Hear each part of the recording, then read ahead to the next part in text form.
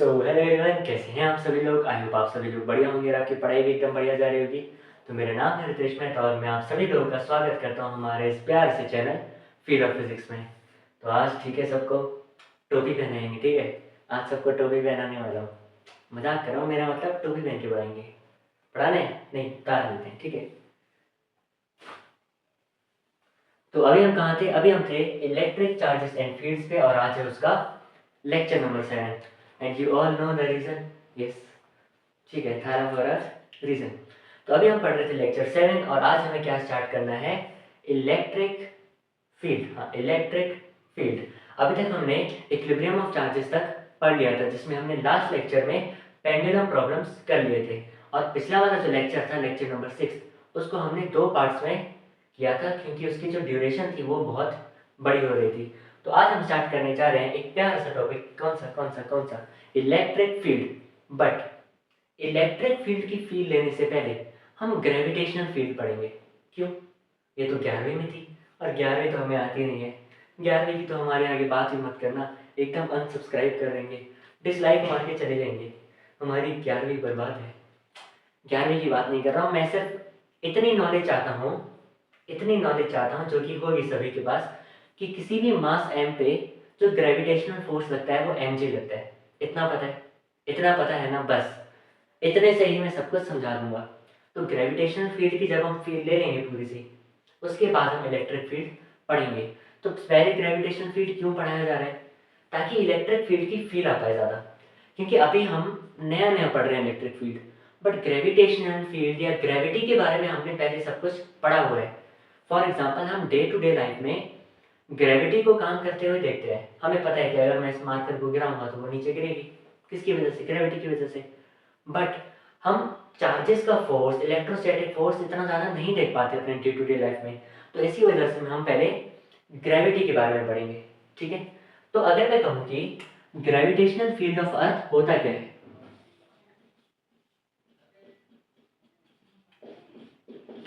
Gravitational field of earth, हमारे अर्थ की gravitational field होती क्या है?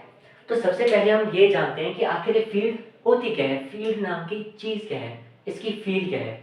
अब जैसे हमारे पास एक अर्थ है बहुत बड़ी, ठीक है, एक अर्थ है हमारे पास, मतलब हमारे पास क्या, हम अर्थ के हैं ऐसा कह सकते हैं। तो अर्थ है, और अगर मैं यहाँ पे इस चीज को छोड़ दूँ हवा में, तो ये नीचे गिरेगा, तो ये नीचे गिरेगा। नहीं, मार्कर तो नहीं गिराते हम, इस पेन को गिराएंगे। तो ये पेन अगर मैं इसको यहाँ से छोड़ दूँ तो क्या होगा? बताओ, दिख गई मेरी कैचिंग स्किल्स?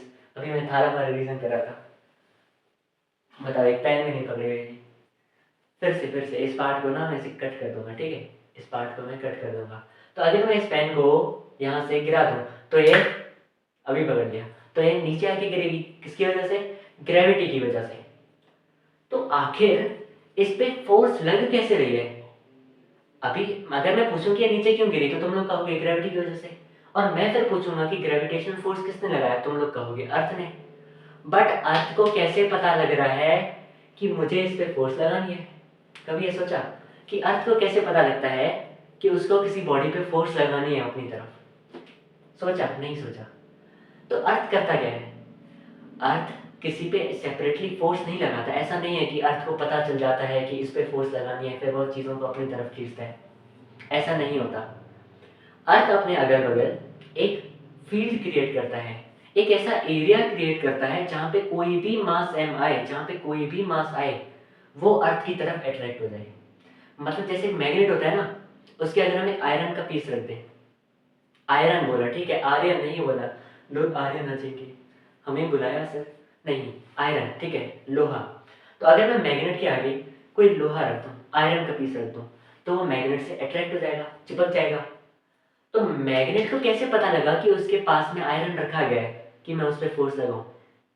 या हो सकता है मैं मैग्नेट के पास प्लास्टिक रख दूं तो वो उससे अट्रैक्ट नहीं होगा।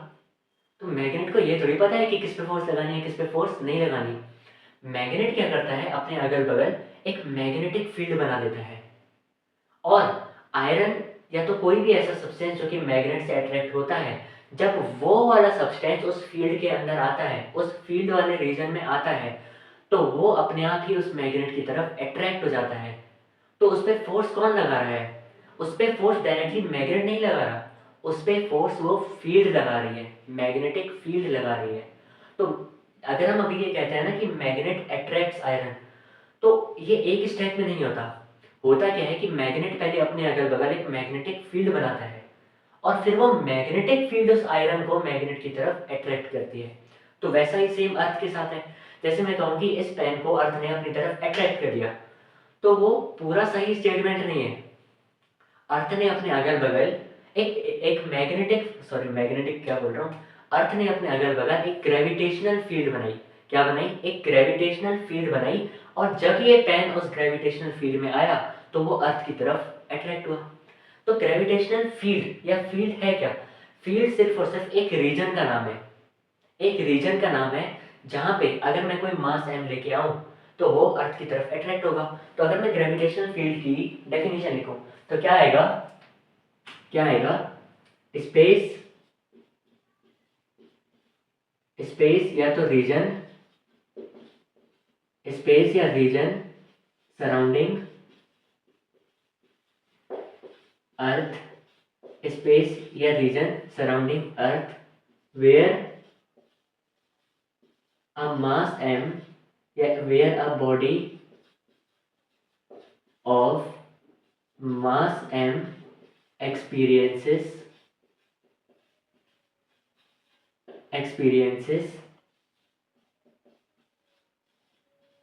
attractive gravitational force।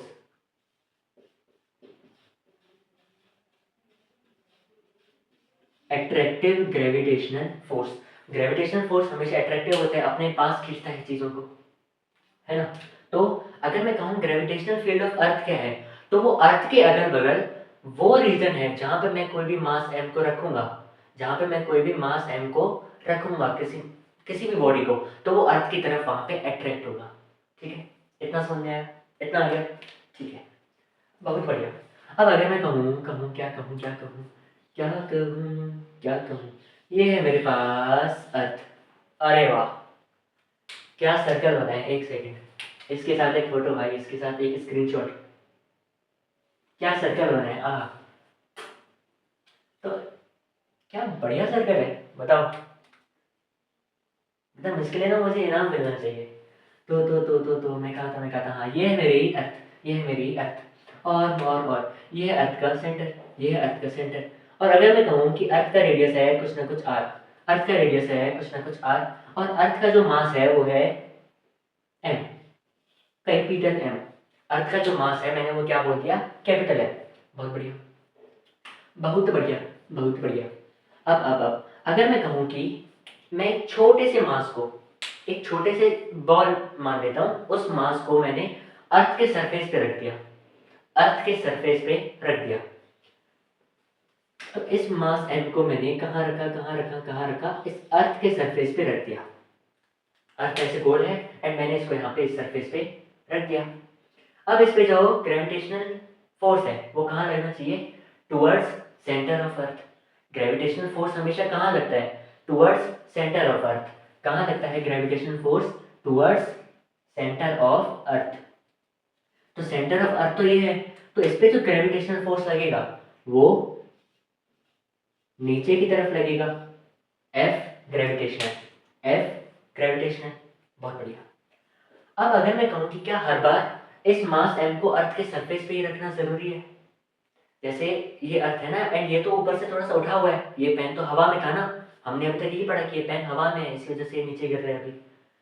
तो अगर ये थोड़ा सा हवा में भी है तो इसका इतना डिस्टेंस थोड़ी है, कुछ मीटर ऊपर है ना ये, और अर्थ का रेडियस तो बहुत बड़ा है, तो उसके हिसाब से ये चीज कुछ मीटर का ऊपर होना बहुत छोटी चीज है। और अगर ये बहुत ऊपर है, अर्थ के रेडियस से कंपैरिजन में है कुछ, मतलब ये अगर ये आर है ना अर्थ का रेडियस, तो ये भी अच्छा खासा ऊपर है अर्थ के रेडियस की कंपैरिजन में।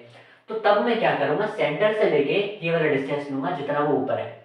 बट अभी ये इतना ऊपर नहीं है, अभी मैंने इसको सरफेस पे माना है, सरफेस से 1-2 मीटर ऊपर ऐसे ही कुछ माना है। तो तब मैं इस चीज की टेंशन नहीं लूंगा कि थोड़ा सा ऊपर है, 1-2 मीटर और मान लेता हूँ, क्योंकि अर्थ का रेडियस बहुत बड़ा है, उसमें मैं 1-2 मीटर ऐड करके क्या कर लूंगा। तो अगर बहुत बड़ा डिस्टेंस आए तो क्या करना है, सेंटर से लेके वहाँ यहाँ तक का डिस्टेंस लेना है पूरा। बट अभी ये इतना डिस्टेंस नहीं है, तो मैं सेंटर से लेके यहाँ तक का डिस्टेंस ले रहा हूँ, सेंटर से लेके सरफेस तक का डिस्टेंस मतलब रेडियस। सेंटर से लेके सरफेस तक का रेडियस क्या, सेंटर से लेके सरफेस तक का डिस्टेंस क्या होता है, रेडियस। हाँ, अब हमें पता है कि जो ग्रेविटेशनल फोर्स होता है, जो हमारे पास ग्रेविटेशनल फोर्स होता है वो कितना होता है, कितना होता है, कितना होता है, कितना होता है, Gm1m2 बटे आर स्क्वायर। ये सुना है, Gm1m2 बटे आर स्क्वायर। हाँ, तो G तो ऐसे आ गया, m1 क्या है, mass of earth, mass of earth, m2 क्या है, स्मॉल m, m2 क्या है, स्मॉल m, एंड इन दोनों मासेस के बीच का डिस्टेंस कितना है। अभी कुछ लोग कहेंगे कि डिस्टेंस तो जीरो है क्योंकि ये दोनों टच है। इन दोनों मासेस के बीच का डिस्टेंस जीरो है क्योंकि ये दोनों मासेस कांटेक्ट में है, टच है। बट मास हम कहाँ मानते हैं, मास हम कहाँ मानते हैं, सेंटर ऑफ मास पे। कहाँ मानते हैं, सेंटर ऑफ मास पे। तो अर्थ का सेंटर ऑफ मास एकदम यहाँ बीच में है, तो अर्थ का मास टोटल हमें यहाँ पे दिखेगा। तो यहाँ से लेके यहाँ तक का डिस्टेंस, तो इसी वजह से मैंने क्या कहा, यहाँ से लेके यहाँ तक का डिस्टेंस, सेंटर से लेके सरफेस तक का डिस्टेंस कितना होता है, रेडियस के बराबर। सरफेस सरफेस से लेके सेंटर तक का डिस्टेंस कितना होता है, रेडियस के बराबर। हाँ, तो मैं यहाँ पे क्या कर दूंगा, कैपिटल आर स्क्वायर कर दूंगा। इतना आया, इतना आया। तो ये क्या है, ये क्या है, force, gravitational force due to earth on a body of mass m। इतना आ गया। तो एक ग्रेविटेशनल फील्ड समझ में आ गई। अच्छा, अब हमें यहाँ से एक चीज दिख रही है कि ये मास जितना ऊपर होता, मास जितना दूर होता अर्थ से, सेंटर से उसका डिस्टेंस और ज्यादा होता। मतलब ये फोर्स उतना ज्यादा कम होती जाती है क्योंकि force is inversely proportional to distance का स्क्वायर। ये मास जितना दूर होता, ग्रेविटेशनल फोर्स उतनी ही कम होती। मतलब एक ऐसी चीज है जो दूर जाने पे कम फोर्स लगा रही है। देखो समझो, अगर एक ग्रेविटेशनल फील्ड कांस्टेंट रहती तो चाहे मैं कितना भी दूर क्यों ना चले जाऊं, हमेशा उतनी ही फोर्स लगनी चाहिए थी। बट यहाँ पे ये जो फोर्स है वो डिस्टेंस बढ़ाने पे, आर बढ़ाने पे फोर्स कम हो रही है, डिस्टेंस बढ़ाने पे फोर्स कम हो रही है। और फोर्स लगा कौन रहा है, फोर्स लगा कौन रहा है, ग्रेविटेशनल फील्ड। इसका मतलब कहीं ना कहीं दूर जाने पर, कहीं ना कहीं दूर जाने पर ग्रेविटेशनल फील्ड कम हो रही होगी, और उस ग्रेविटेशनल फील्ड के कम होने की वजह से ये ग्रेविटेशनल फोर्स कम हो रही होगी। इसका मतलब ग्रेविटेशनल फील्ड जो है उसको भी हम मेजर कर सकते हैं, कैलकुलेट कर सकते हैं, उसकी भी कुछ ना कुछ वैल्यू आती होगी, बिल्कुल आती है। तो अगर मैं कहूँ कि ग्रेविटेशनल फील्ड होती कितनी है, ये तो हमने ये समझा ना कि ग्रेविटेशनल फील्ड होती क्या है, इसके बारे में हमने जाना। बट ये कितनी होती है, इसका कितना मैग्नीट्यूड होता है, वो अभी हम सब कुछ देखेंगे। तो ग्रेविटेशनल फील्ड कितनी होती है जब हम उसको मेजर करते हैं ना, तो एक नया टर्म आता है हमारे पास, उसको हम क्या बोलते हैं, intensity of, intensity of gravitational field.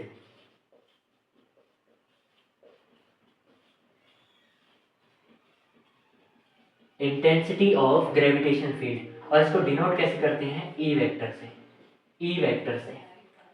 ठीक है, तो जब हम ग्रेविटेशनल फील्ड के बारे में पढ़ रहे हैं तब क्या आया कि ग्रेविटेशनल फील्ड होती क्या है, और जब हम ये जान रहे हैं कि ग्रेविटेशनल फील्ड है कितनी, तब हम ये पढ़ रहे हैं कि इंटेंसिटी ऑफ ग्रेविटेशनल फील्ड कितनी है। ठीक है, जब हम मैग्नीट्यूड निकालने पे आएंगे तो इंटेंसिटी शब्द आ जाएगा यहाँ पे। आ गया, आ गया। ठीक है, तो जो ग्रेविटेशनल फील्ड को डिफाइन किया गया है वो कैसे डिफाइन किया गया है, gravitational field is equal to gravitational force per unit mass. Gravitational force per unit mass मतलब ये कुछ हजम नहीं हुआ, समझ में नहीं आया। देखो देखो देखो देखो देखो देखो देखो देखो जानम हम, अरे वो वाला नहीं, मैं कह रहा हूँ यहाँ पे देखो। अगर मैं कहूँ कि मेरे पास कोई मास m है, उसके ऊपर जो ग्रेविटेशनल फोर्स लग रहा है वो है एफ जी, उसके ऊपर जो ग्रेविटेशनल फोर्स लग रहा है वो है एफ जी। अगर मेरे पास जो मास है वो 1 किलोग्राम का हो जाए या यूनिट मास हो जाए, 1 किलोग्राम, ठीक है, या यूनिट मास, दोनों ही सही है, दोनों ही सेम चीजें हैं। तो अगर मैं इसको ये बोलूं कि मास m पे फोर्स लग रही है एफ जी, तो 1 मास पे, 1 यूनिट मास पे कितनी फोर्स लगेगी, एफ जी बटे एम, एफ जी बटे एम। और यही जो 1 यूनिट मास पे फोर्स लगती है इसी को हम क्या बोलते हैं, gravitational gravitational field, gravitational field. यही तो है, यही तो है। और ये वेक्टर मैंने क्यों चुना, क्योंकि जो डायरेक्शन फोर्स की होती है वही डायरेक्शन फील्ड की होती है। इतना आया, इतना आया, इतना समझ में आया क्या कहा मैंने। मतलब अगर कोई मास m की बात कर रहा हूं तो उस पर जितनी फोर्स लगी है उसको तो मैं ग्रेविटेशनल फोर्स करूंगा। पर अगर मैं 1 यूनिट मास की बात कर रहा हूँ, 1 किलोग्राम, तो उस पर जितनी फोर्स लगेगी वो किसके बराबर होगी, ग्रेविटेशनल फील्ड के बराबर होगी। आगे ठीक है। अब अगर मैं यहां से ग्रेविटेशनल फोर्स लिखना चाहूं तो क्या वो m इंटू ई आएगा। अगर मैं एफ जी लिखना हूं तो m ऊपर आके मल्टीप्लाई हो गया तो F G equal to M ही आ गया। हाँ। अब हमें एक और भी तो चीज पता है कि किसी मास m पे जो ग्रेविटेशनल फोर्स लगती है वो कितनी होती है, कितनी होती है, कितनी होती है। अरे वो तो mg होती है, वो तो mg होती है। क्या यहाँ से कुछ दिख रहा है, क्या यहाँ से कुछ दिख रहा है, बहुत ही अच्छी सी चीज दिख रही है। F G M M G E, मतलब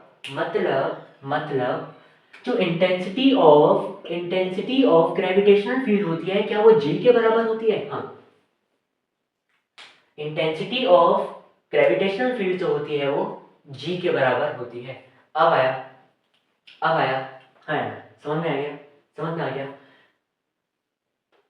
ये कुछ नई चीज आ गया ना कि अभी तक तो हम इसको क्या समझते थे कि ये एक्सेलरेशन ड्यू टू ग्रेविटी है, ये एक्सेलरेशन ड्यू टू ग्रेविटी है।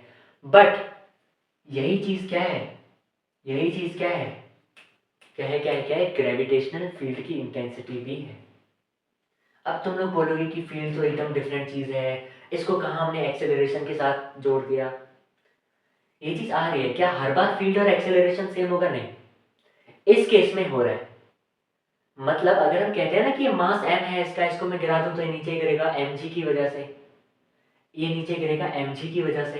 तो उसमें g क्या होता है, उसमें g क्या होता है, उसमें g होता है बबीता जी, नो, उसमें g क्या होता है, ग्रेविटेशनल फील्ड, ग्रेविटेशनल फील्ड। और उसी को हम क्या बोलते हैं, एक्सेलरेशन ड्यू टू ग्रेविटी। इतना आया, इतना आ गया, ठीक है, आ गया, आ गया, आ गया, आ गया, आ गया। क्या एक और चीज से अगर मैं देखूं, मेरे पास ग्रेविटेशनल फोर्स निकल के आ गया इतना। हाँ, अगर मैं इलेक्ट्रिक कह रहा हूँ, ग्रेविटेशनल फील्ड निकालूं तो वो कितना होगा, एफ जी बटे एफ, एफ जी बटे एम। मास एम पे कितना फोर्स लग रहा है, एफ जी, तो 1 यूनिट मास पे कितना फोर्स लगेगा, एफ जी बटे एम।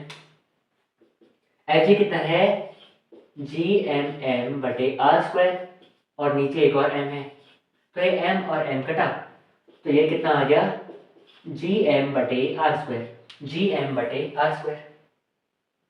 अभी जी एक कांस्टेंट होता है, मास ऑफ अर्थ भी एक कांस्टेंट होता है, और रेडियस ऑफ अर्थ भी एक कांस्टेंट होता है। जब हमने इस सभी की वैल्यूज पुट करी तो हमारे पास आंसर क्या आया, वही 9.8, 9.8। और हमें पता है ई किसके बराबर होता है, जी के। तो जी को अपनी वैल्यू कहाँ से मिली, जो हम कहते हैं ना एक्सेलरेशन ड्यू टू ग्रेविटी की वैल्यू कितनी होती है, 9.8 मीटर पर सेकंड स्क्वायर, वो वैल्यू उसको यहाँ से मिली इन सभी कांस्टेंट्स की वैल्यू पुट करके। जी की वैल्यू पता है, एम की वैल्यू पता है, आर स्क्वायर की वैल्यू पता है, पुट कर दो, जी हमारे पास आ जाएगा। इतना आया, इतना आया कि नहीं आया, इतना आ गया, आया आया आया, बहुत बढ़िया। छापो इसको, क्या ये भी छापना है, अरे छाप लो यार, फी आ जाएगी पूरी, छाप लो।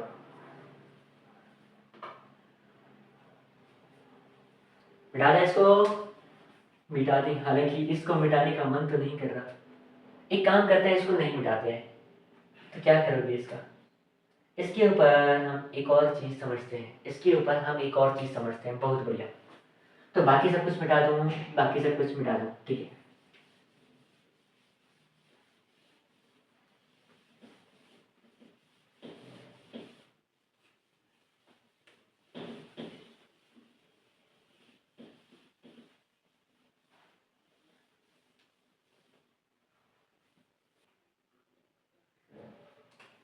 आ गया इतना, आ गया, ठीक है, ठीक है, ठीक है, ठीक है, ठीक है, ठीक है।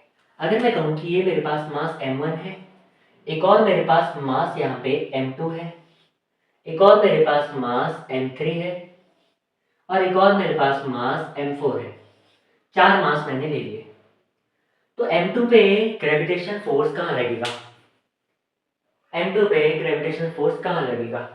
नीचे की तरफ, नीचे की तरफ। ऐसा होता है? अगर ऐसा होता तो अर्थ देखो, दुनिया गोल है।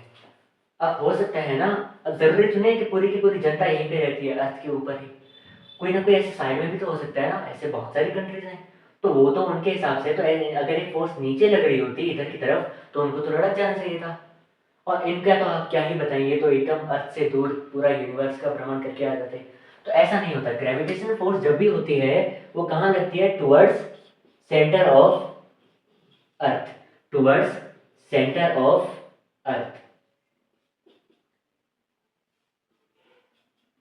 हमेशा कहाँ लगती है? Towards centre of earth. वो तो ग्रेविटी की वजह से हमें ऐसा लगता है कि नीचे की तरफ लग रही है। जैसे अगर मैं यहाँ पे होता, अगर मैं यहाँ पे होता, यहाँ पे इस पोजीशन पे अर्थ की, तो मैं ऐसा होता ना, ऐसा, और फोर्स कहाँ लग रही होती? टुवर्ड्स सेंटर, ऐसे। तो मुझे क्या लगता, मेरे पर्सपेक्टिव से वो नीचे की तरफ लग रही है। बट अगर मैं बाहर से देखूं तो हमेशा जो फोर्स होती है ग्रेविटेशनल, वो हमेशा सेंटर की तरफ लगती है। ठीक है। अब अगर मैं इन चारों मासेस का फोर्स लिखूं, इन चारों मासेस का फोर्स लिखूं, F1 कितना लगेगा? F1 कितना लगेगा? GM_m1 बटे आर स्क्वायर। हाँ। F2 कितना लगेगा? F2 ये वाला, F2 m2 का, ठीक है, GM_m2 बटे आर स्क्वायर। F3 कितना लगेगा? GM_m3 बटे आर स्क्वायर। F4 कितना लगेगा? GM_m4 बटे आर स्क्वायर। हाँ, इनमें एक चीज कॉमन है, एक चीज नोटिस करी कि इस सब में कुछ कॉमन आ रहा है। क्या कॉमन आ रहा है? क्या कॉमन आ रहा है? GM बटे आर स्क्वायर।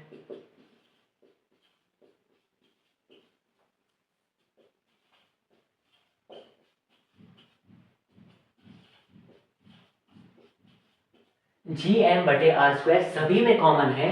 और एक और चीज इनके साथ में मल्टीप्लाई की गई है, उस बॉडी का मास जिसपे हम ग्रेविटेशनल फोर्स लगा रहे हैं। जैसे देखना, ये और ये चीज सेम है। हाँ, तो ये समथिंग जो कॉमन है इंटू m1, GM बटे R square into m2, GM बटे आर स्क्वायर इंटू m3 और GM बटे R square into m4।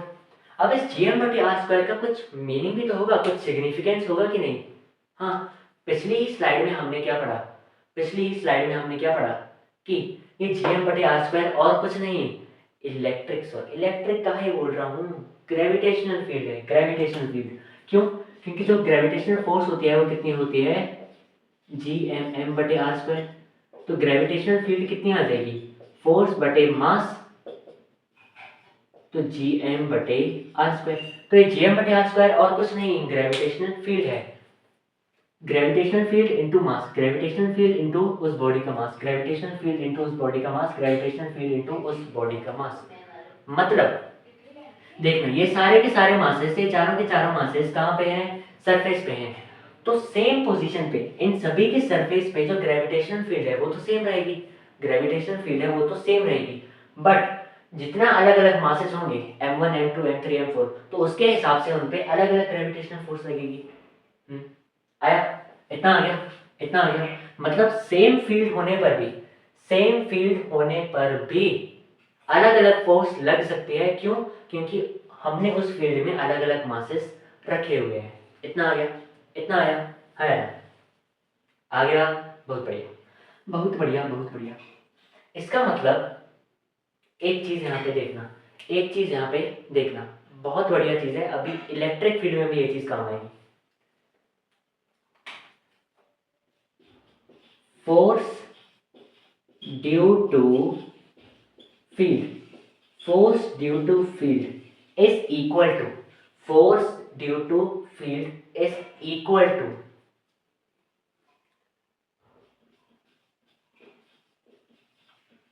Force due to field is equal to, यहाँ पे देखना फोर्स ड्यू टू फील्ड कितनी है? फोर्स ड्यू टू फील्ड मतलब force due to electric field, force due to gravitational field, यही सब कुछ। तो फोर्स ड्यू टू फील्ड कितनी है? एक तो ये खुद फील्ड है, एक तो ये खुद फील्ड है ना। फोर्स ड्यू टू फील्ड कितनी है? फील्ड इनटू जिस पे वो फील्ड लग रही है। Force on field is equal to field into जिस बॉडी पे वो फोर्स लग रही है, जिस बॉडी पे वो फोर्स लग रही है। आया? तो फोर्स ड्यू टू फील्ड कितना होता है? जिस पे फोर्स लगी, जिस पे फोर्स लगी, या इससे भी ज्यादा हम एक और चीज लिखते हैं, जिस क्वांटिटी पे फोर्स लगी। ऐसा क्यों लिखा, ऐसा क्यों लिखा, ऐसा क्यों लिखा? जिस जिस जिस quantity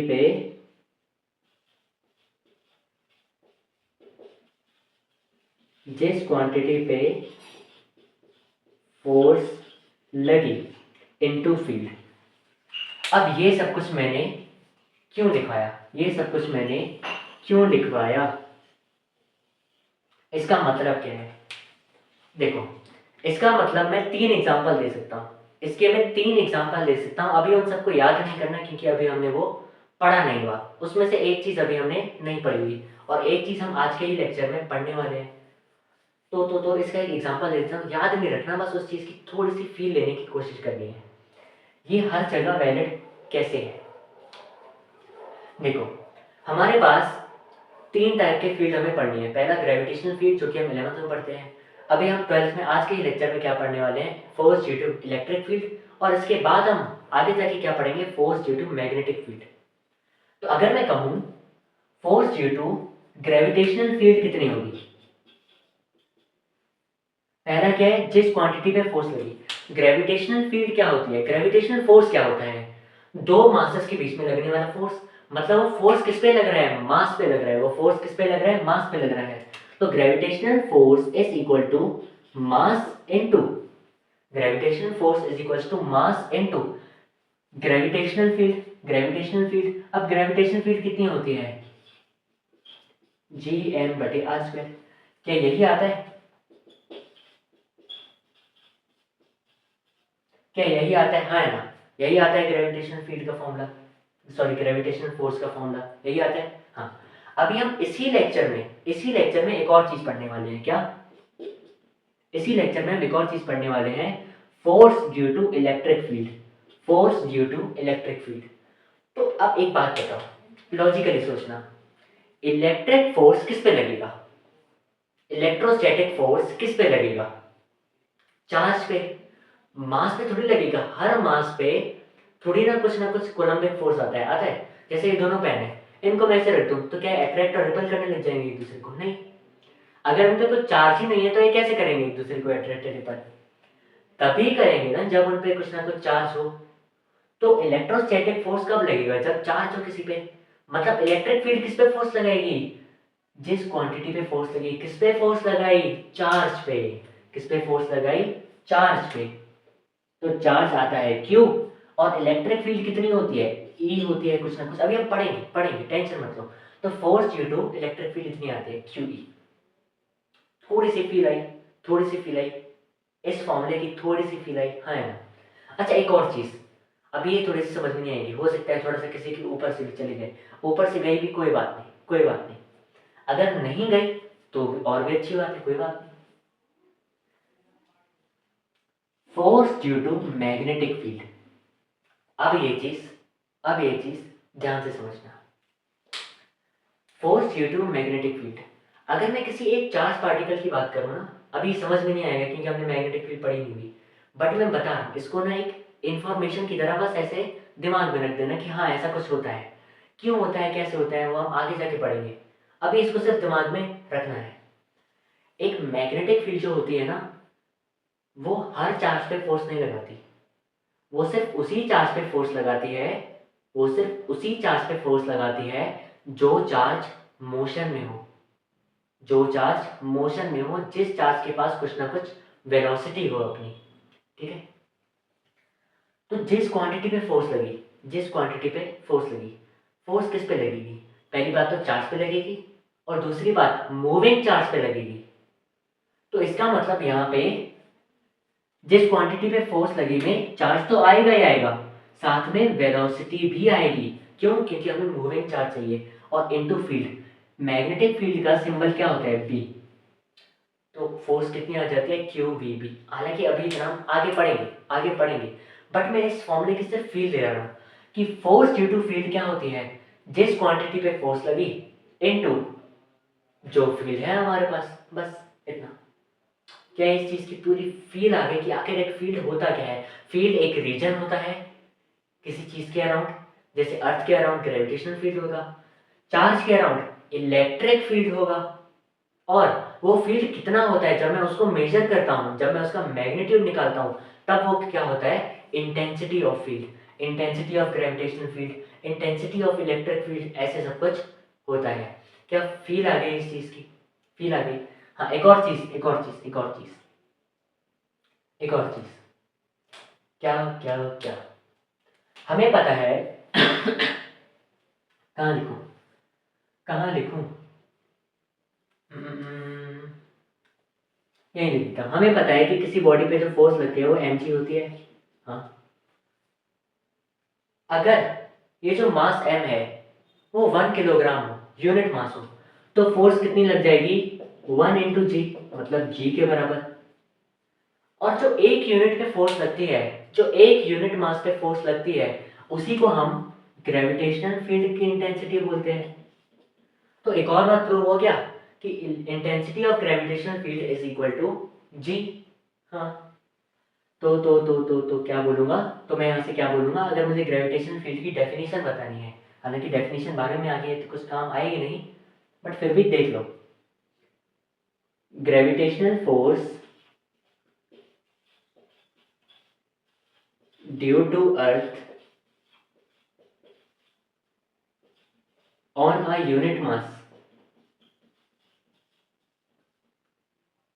unit mass, is called as intensity of gravitational field of earth। इतना समझ में आ गया? क्या फील आ गई ग्रेविटेशनल फील्ड की? अभी ये सब कुछ अच्छे से आ गया ना? इलेक्ट्रिक फील्ड अब कुछ बचा ही नहीं है।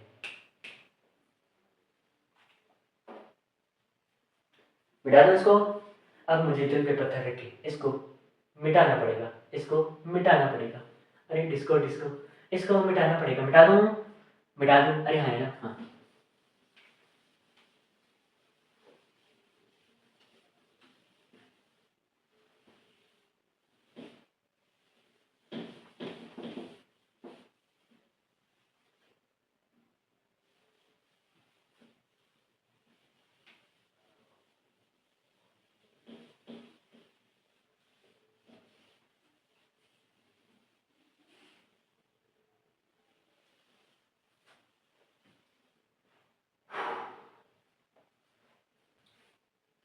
अब हम आ गए वापस से कक्षा 12वीं में। वापस से वेलकम टू क्लास 12। एंड अभी हम क्या पढ़ेंगे?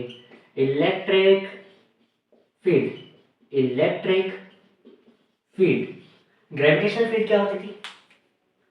अर्थ के आसपास एक रीजन जहां पे अगर मैं किसी मास m को रखूं तो उस पर ग्रेविटेशनल फोर्स लगे। तो वैसे ही इलेक्ट्रिक फील्ड क्या होगा? चार्ज के आसपास एक ऐसा रीजन जहां पे मैं किसी एक और चार्ज को रखूं तो या तो वो उससे अट्रैक्ट हो या तो वो उससे रिपल हो। दो चार्जेस होंगे, या तो वो एक दूसरे को अट्रैक्ट करेंगे या रिपल ही तो करेंगे ना, और कुछ तो नहीं हो सकता। तो इलेक्ट्रिक फील्ड क्या होगा? एक ऐसा रीजन होगा किसी चार्ज के अगल बगल कि जहां पे मैं किसी उस रीजन में किसी और चार्ज को रखूं तो या तो वो उससे अट्रैक्ट हो या तो वो उससे रिपल हो। बहुत बढ़िया। तो इलेक्ट्रिक फील्ड की डेफिनेशन, परिभाषा क्या लिखूंगा मैं? परी की भाषा। इलेक्ट्रिक फील्ड क्या है? द स्पेस या reason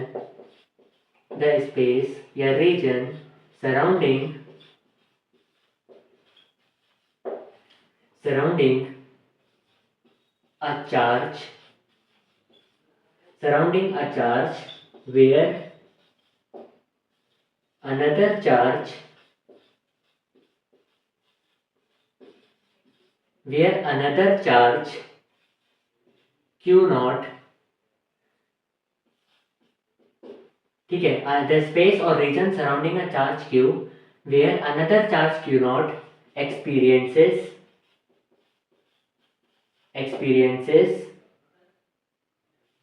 an electrostatic force.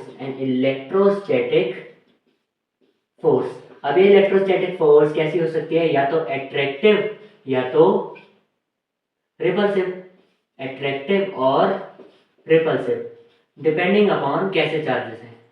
Like charges होंगे तो रिपल्सिव फोर्स, अनलाइक चार्जेस होंगे तो एट्रैक्टिव फोर्स।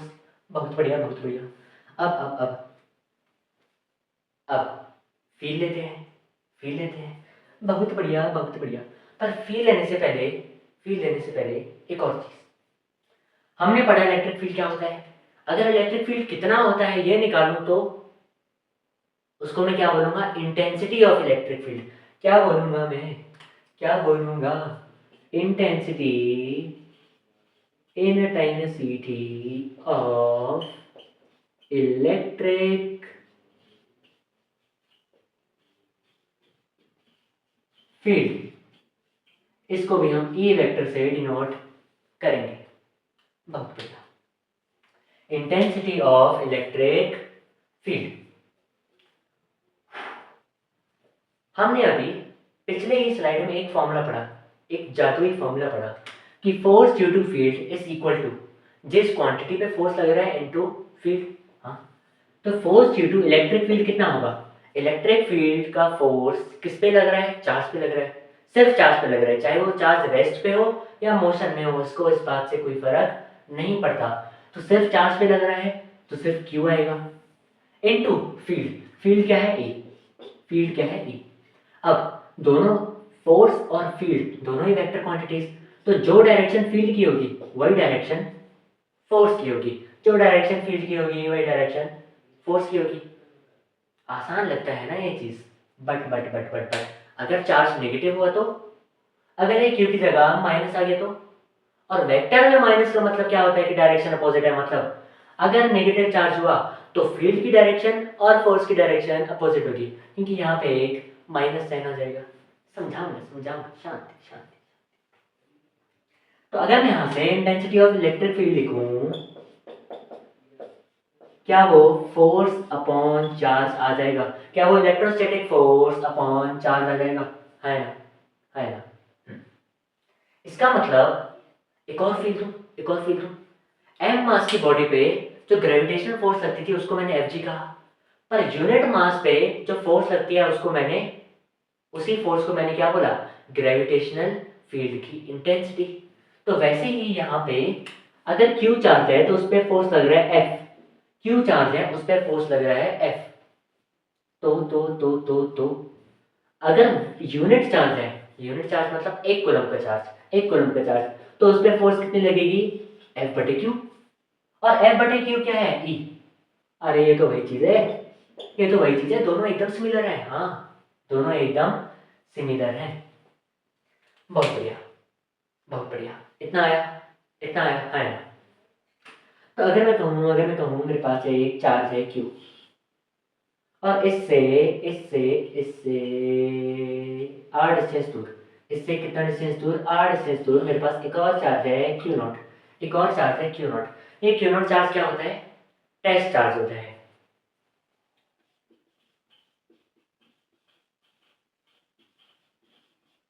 ये एक छोटा सा चार्ज होता है। अच्छा, ये टेस्ट चार्ज को हम छोटा ही क्यों लेते हैं, बताता हूँ।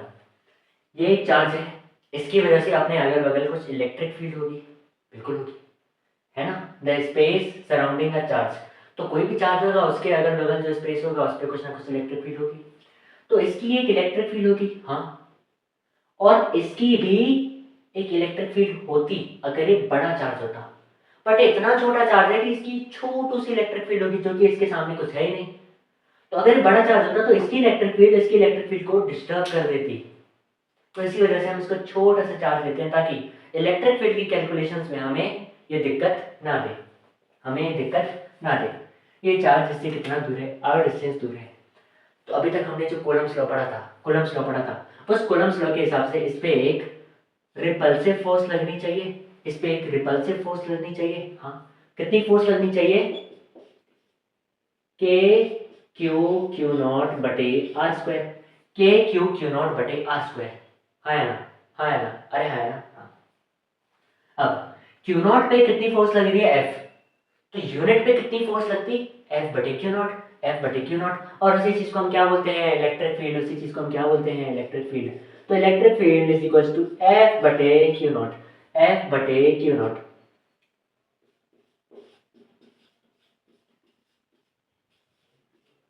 तो ये कितना आ गया? कितना आ गया? क्यू नॉट मर गया, मर गया, मर गया, मर गया, मर गया। के क्यू बटे आर स्क्वायर, के क्यू बटे आर स्क्वायर, के क्यू बटे आर स्क्वायर। मतलब मतलब मतलब ये चार्ज अपने अगल बगल, एक इलेक्ट्रिक फील्ड बनाएगा, एक इलेक्ट्रिक फील्ड बनाएगा। और उस इलेक्ट्रिक फील्ड इस एक और चार्ज पे कुछ ना कुछ इलेक्ट्रोस्टैटिक फोर्स लगेगी। और वो जो इलेक्ट्रिक फील्ड बनाएगा, ये जो पॉइंट चार्ज, ये जो पॉइंट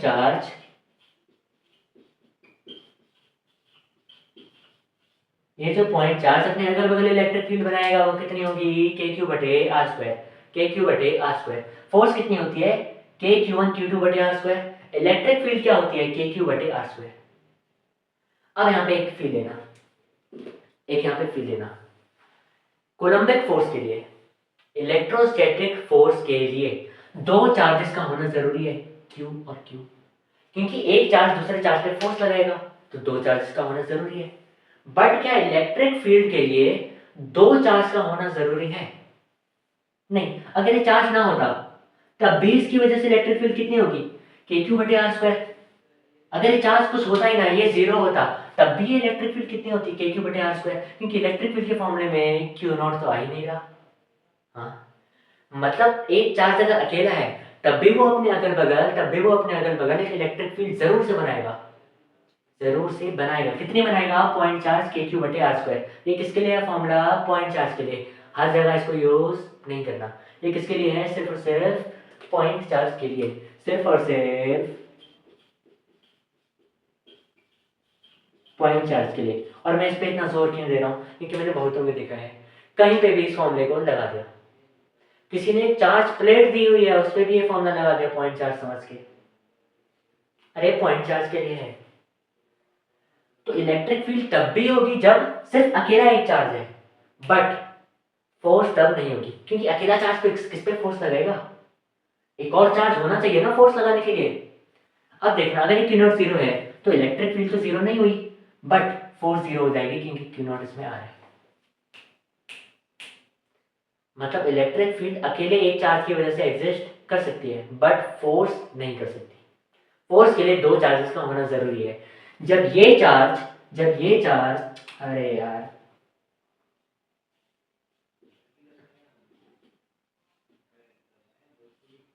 जब ये चार्ज इसके द्वारा बनाई गई इलेक्ट्रिक फील्ड में एंटर करेगा तो इस पे फोर्स लगेगी। कितनी लगेगी? इतनी लगेगी। आ गया? आ गया। अब देखना, के क्यू बटे आर स्क्वायर तो इलेक्ट्रिक फील्ड के बराबर है। तो क्या यहां से मैं F is equal to Q naught E भी लिख सकता हूं। हाँ, F is equal to Q E. मतलब जो हमने फॉर्मूला पढ़ा था पिछली स्लाइड में कि force due to field is equal to जिस क्वांटिटी पे फोर्स लगा इनटू फील्ड, वो हमेशा सही है। सही है, बहुत बढ़िया। आ गया? क्या फील्ड आ गई? इलेक्ट्रिक फील्ड होती क्या है? फील्ड आ गई। इलेक्ट्रिक फील्ड वो रीजन है एक चार्ज के अराउंड जिसमें अगर मैं एक और चार्ज को रखूं तो उस पर फोर्स लगेगा। अब एट्रैक्टिव फोर्स भी लग सकती है और रिपल्सिव फोर्स भी। एट्रैक्टिव फोर्स भी लग सकती है और रिपल्सिव फोर्स भी लग सकती है, depending upon nature of charge. हाँ, आ गया? इतना आया है ना? बहुत बढ़िया, बहुत बढ़िया, बहुत बढ़िया, बहुत बढ़िया। छापो इसको, छापो, छापो, छापो। छाप लिया? बिठा दो, बिठा दो। अरे है ना? हाँ, हम बोलते नहीं हो यार तुम लोग। हम बोलेंगे भी तो कौन सा आपको सुनाई देगा। ये बात भी है। तो कमेंट कर दिया करो, है पैसे थोड़ी देता हूँ उसके।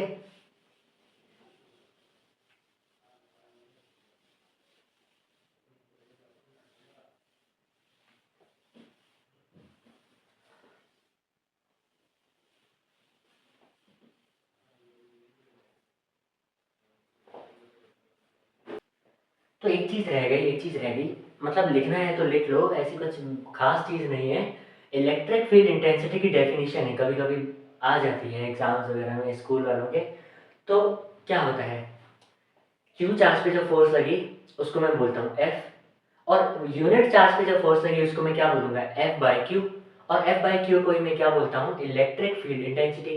तो इंटेंसिटी ऑफ इलेक्ट्रिक फील्ड की अगर डेफिनेशन आई तो हम क्या बोलेंगे, electrostatic force experienced on a unit test charge is called electric field intensity. कहीं दिखा देता हूँ।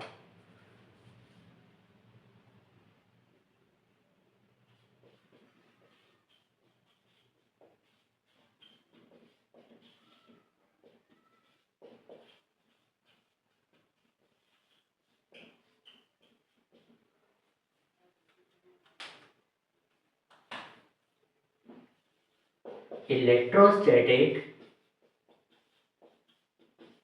force experienced by a unit positive test charge, by a unit positive test charge is known as electric field intensity, is known as electric field intensity. अच्छा, positive क्यों बोला, positive ही क्यों बोला, क्योंकि फोर्स और इलेक्ट्रिक फील्ड दोनों ही एक vector quantity होती है। अब वेक्टर क्वांटिटी को डायरेक्शन भी तो बतानी पड़ेगी, तो अगर पॉजिटिव चार्ज होगा तो इलेक्ट्रिक फील्ड और फोर्स दोनों की डायरेक्शन सेम होगी। तो इसी वजह से हमने क्या बोल दिया कि जितना फोर्स लग रहा है यूनिट चार्ज पे वही इलेक्ट्रिक फील्ड है, क्योंकि अभी हमने इसको डायरेक्शन में भी बता दिया, क्योंकि जिस डायरेक्शन में फोर्स होगा उसी डायरेक्शन में इलेक्ट्रिक फील्ड होगी for a positive charge. Direction का समझ में नहीं आया, अभी बता एकदम एकदम फील्ड याद दूंगा यार, क्या याद रखोगे। इसको पहले मैं कोपचे में बंद कर दूं, कोपचे में बंद हो जा। हाँ, हो गया। अभी मैं जो भी बातें कर रहा हूँ किसके लिए कर रहा हूँ, पॉइंट चार्ज के लिए, पॉइंट चार्ज के लिए, क्योंकि बाकी वाले जो चार्ज सिस्टम्स हैं वो अभी तक हमने नहीं पढ़े, वो आगे आएंगे हमारे पास। ठीक है, हमें एक चीज पता है कि F is equals to Q E होता है, ये सबके लिए वैलिड है, हर सिस्टम के लिए वैलिड है। F is equals to Q E होता है। हाँ, अब अगर मैं पॉजिटिव चार्जेस की बात करूं,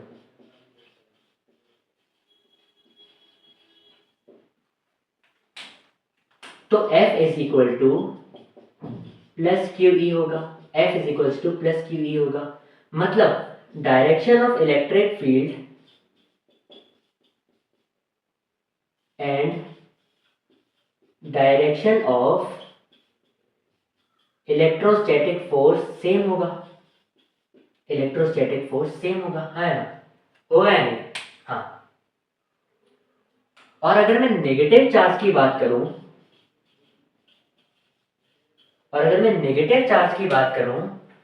तो F इज इक्वल्स टू क्या होगा, माइनस क्यू ई, अब एक वेक्टर के साथ जब भी माइनस आता है इसका मतलब उसकी डायरेक्शन अपोजिट है, मतलब फोर्स और इलेक्ट्रिक फील्ड की डायरेक्शन अपोजिट होगी,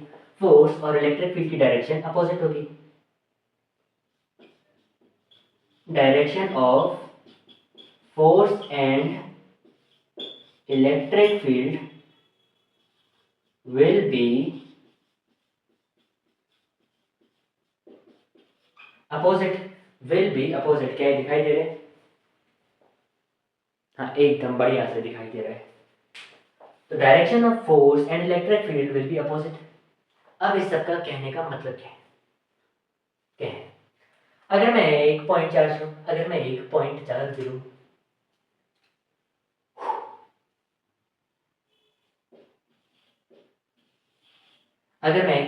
लूं, हाँ, अब इस पॉइंट चार्ज को, अब देखना, अगर मुझे इलेक्ट्रिक फील्ड की डायरेक्शन पता लगानी है तो मैं फोर्स की डायरेक्शन पता लगा लूंगा एक पॉजिटिव चार्ज पे, क्योंकि for a positive charge force की डायरेक्शन और इलेक्ट्रिक फील्ड की डायरेक्शन सेम होती है।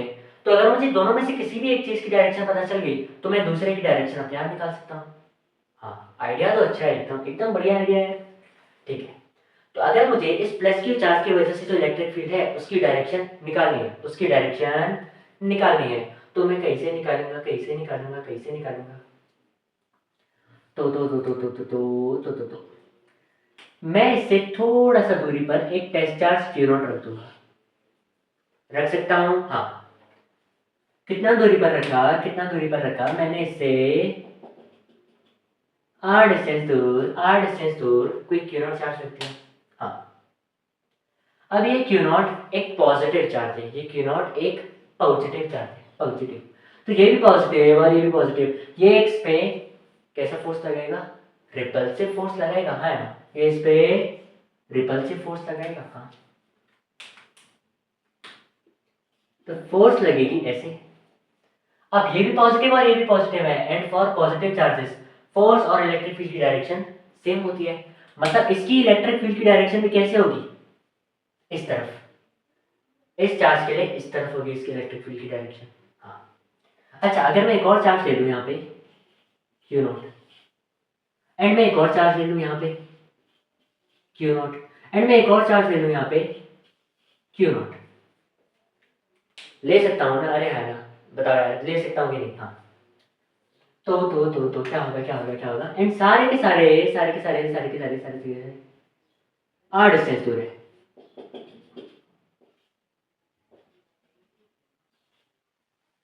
सारे के सारे r डिस्टेंस दूर है, हाँ। ये भी पॉजिटिव, ये भी पॉजिटिव, ये भी पॉजिटिव, हाँ। ये सारे के सारे पॉजिटिव है। तो इस पे भी फोर्स लगी इधर की तरफ, हाँ, रिपल्सिव। इस पे इधर की तरफ फोर्स लगी, रिपल्सिव। और इस पे इधर की तरफ फोर्स लगी, रिपल्सिव। अब क्योंकि ये सारे के सारे पॉजिटिव चार्ज हैं, मतलब यहाँ पे इलेक्ट्रिक फील्ड की डायरेक्शन ऊपर होगी, यहाँ पे इलेक्ट्रिक फील्ड की डायरेक्शन इधर होगी, यहाँ पे नीचे होगी, यहाँ पे इधर होगी। समझ में आया? फोर्स और इलेक्ट्रिक फील्ड की डायरेक्शन सेम होती है। किसके लिए? किसके लिए? पॉजिटिव चार्ज के लिए, हाँ। Force due to electric field क्या होता है? QE, है ना? QE होता है। अरे है ना, बोल दो भाई, दिल पे हाथ रख के। QE होता है, हाँ। तो Q यहाँ पे कितना है? किस पे फोर्स लग रही है? Q नॉट पे। और electric field due to point charge क्या होता है? KQ by R square, KQ by R square. अब क्या यही कोलम्बिक फोर्स भी है? हाँ। तो कोलम्बिक फोर्स, इलेक्ट्रिक फील्ड दोनों अलग कंसेप्ट नहीं है, ये कुछ नया नहीं पढ़ा रहा हूं मैं। बस कोलम्ब लॉ का एक एडवांसमेंट बता रहा हूँ कि मतलब उससे आगे एक नेक्स्ट लेवल पे हम एक चीज पढ़ रहे हैं, और ज्यादा डिटेल में पढ़ रहे हैं उस चीज को।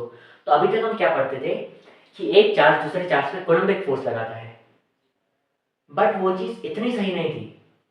एक चार्ज अपने अगल बगल इलेक्ट्रिक फील्ड क्रिएट करता है और फिर वो इलेक्ट्रिक फील्ड दूसरे चार्ज पे कोलम्बिक फोर्स लगाता है। इतना आया? ये चीज से फील करानी थी। इसका मतलब इलेक्ट्रिक फील्ड की डायरेक्शन हर जगह अलग अलग दिख रही है हमें।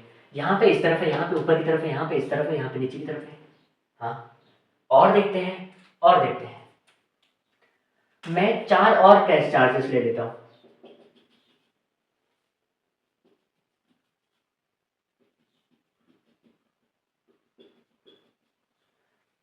और टेस्ट चार्ज ले लिया मैंने।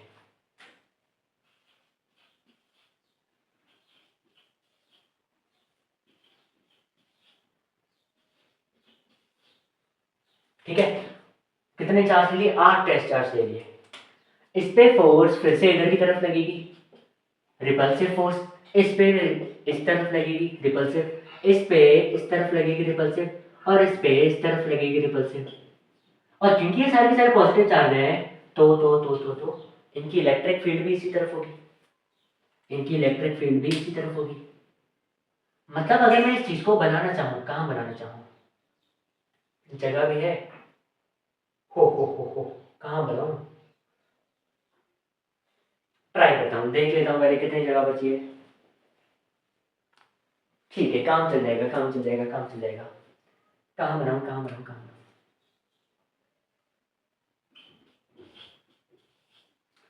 दिख रहा है कि नहीं? एकदम बढ़िया से दिख रहा है, एकदम बढ़िया बढ़िया बढ़िया बढ़िया बढ़िया। अब यहाँ पे देखना, इसमें जो इलेक्ट्रिक फील्ड है, एक चीज मतलब वो हो रही है, फील आ रही है, एक चीज की फील आ रही है। इमेजिन इमेजिन करना है, इसको इमेजिन करना। ये जो चीज है, जो इलेक्ट्रिक फील्ड है, वो रेडियली आउटवर्ड है, रेडियली आउटवर्ड है।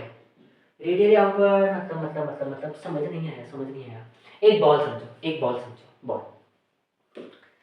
उसकी चारों तरफ नहीं, मतलब हर डायरेक्शन में 360 डिग्री में हर तरफ मैंने बाहर की तरफ एक वो लगा दिए, टूथपिक्स लगा दिए बहुत सारे। तो वो एक ऐसा लगेगा कि एक बॉल है जिसके ऊपर कांटे हैं हर तरफ, ऐसे ऐसे ऐसे। तो वैसा ही चार्ज है, उसके हर तरफ 3D में बाहर की तरफ क्या आ रही है, इलेक्ट्रिक फील्ड आ रही है, इलेक्ट्रिक फील्ड है, इलेक्ट्रिक फील्ड लाइंस बाहर आ रही है। या तो एक और फील्ड देता हूँ, एक और फील्ड देता हूँ। कभी ना कभी सन बनाया होगा ना, सन बनाया, अरे है ना, बनाया एकदम। हाँ, बचपन में सब सीनरी बनाते थे एकदम ऐसे, दो पहाड़ होते थे, बीच में से नदियाँ जा रही होती थी। ये वाली सीनरी हम सभी ने बनाई है। तो हम क्या करते थे, हम यहाँ पे सन बना देते थे, और सन से हम जो रेज निकलती थी उसको हम कैसे दिखाते थे, ऐसे।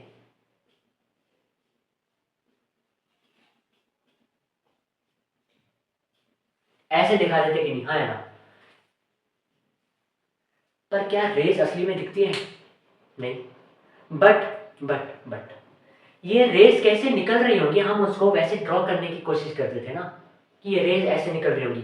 सन है, उसके अगल बगल हर तरफ से रेस ऐसे बाहर की तरफ निकल रही होंगी। तो वैसे ही हमने इलेक्ट्रिक फील्ड को यहाँ पे ड्रॉ करने की कोशिश करी है कि एक चार्ज है एंड उसके हर तरफ से, चारों तरफ से इलेक्ट्रिक फील्ड निकल रही होगी। इलेक्ट्रिक फील्ड भी ऐसे दिखती नहीं है, ऐसे नहीं है कि चार्ज के अगल बगल ऐसे लाइंस बन जाती है ना। बट वो इलेक्ट्रिक फील्ड कैसे निकल रही है, उसको अगर हम इमेजिन करें, इमेजिनरी लाइंस बनाएं जैसे हम इसकी बनाते थे, तो वो ऐसा ही है। जैसे सन के अगल बगल हर तरफ से रोशनी निकल रही है ना, तो वैसे ही यहाँ पे एक चार्ज के हर तरफ से 360 डिग्री हर एंगल से कुछ फील्ड लाइंस निकल रही है, फील्ड लाइंस निकल रही है। इलेक्ट्रिक फील्ड क्या है, स्पेस, एक ऐसा रीजन जिसमें अगर मैं कोई और चार्ज रखूं तो उस पर फोर्स लगे। इंटेंसिटी ऑफ इलेक्ट्रिक फील्ड क्या है, मेजरमेंट ऑफ इलेक्ट्रिक फील्ड, ये कितनी इलेक्ट्रिक फील्ड है।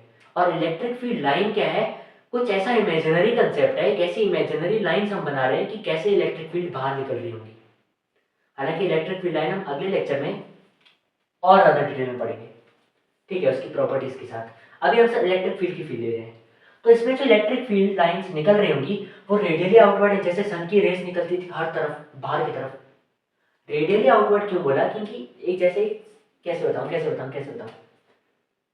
जैसे मान लेते हैं ये मेरा सन है, ये मेरा सन है, अरे मेरा बेटा वाला सन नहीं, ये मेरा सूरज दादा। हाँ, एंड इसको मैंने स्फीयर में बंद कर दिया। मान लो यार, मान लो, इतना सब कुछ मान लिया ना तुम लोगों ने, ये भी मान लो कि एक सन है मेरे पास एंड उसको मैंने स्फीयर में बंद कर दिया। तो अब जो सन से रेज निकलेंगी वो स्फीयर से पास होके जाएंगी हर तरफ से।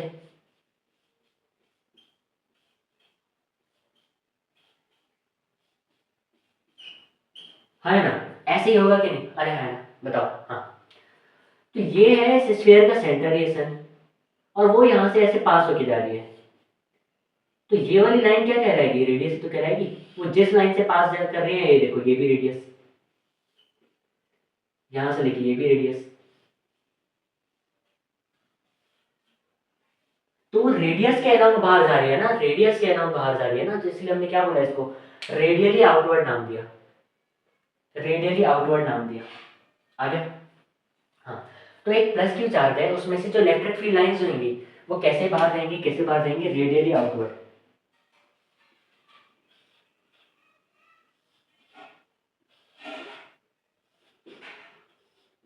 हर दिशा से बाहर जाती हुई दिखेंगी, electric field lines, electric field lines. तो एक प्लस क्यू चार्ज के लिए ये रेडियली आउटवर्ड होंगी, एक प्लस क्यू चार्ज के लिए ये रेडियली आउटवर्ड होंगी। आगे, आ गया कि नहीं, है ना। हाँ, इसका मतलब ये जो फोर्स है, इसको मैं ये बोल सकता हूँ कि ये इलेक्ट्रिक फील्ड की डायरेक्शन है, ये इलेक्ट्रिक फील्ड की डायरेक्शन है। हाँ, ये एक बार छाप लेना, एक बार ये छाप लेना, एक बार ये छाप लेना। अभी मैं एक और फिगर बना रहा हूँ। अब मेरे पास तो एडवांटेज है मिटाने की, बट तुम लोगों के पास नोटबुक में नहीं है एडवांटेज मिटाने की। तो एक काम करो, मैं साइड हो रहा हूँ, जितना लिखा हुआ है उतना छापो।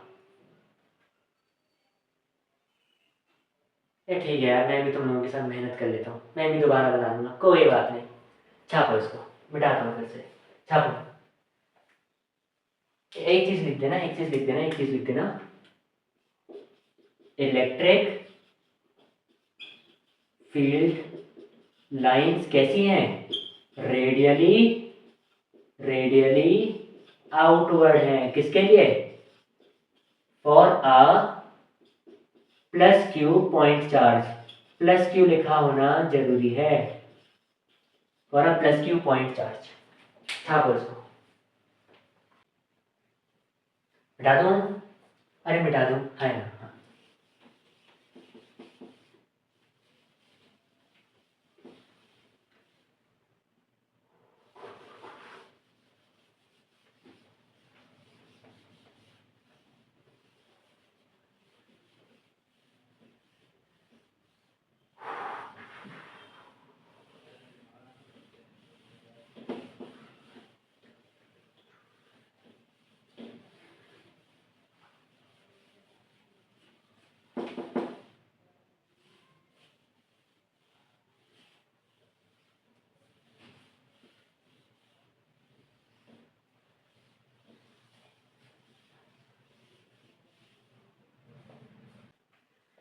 आ गया इतना, अरे है ना, आ गया आ गया आ गया आ गया आ गया।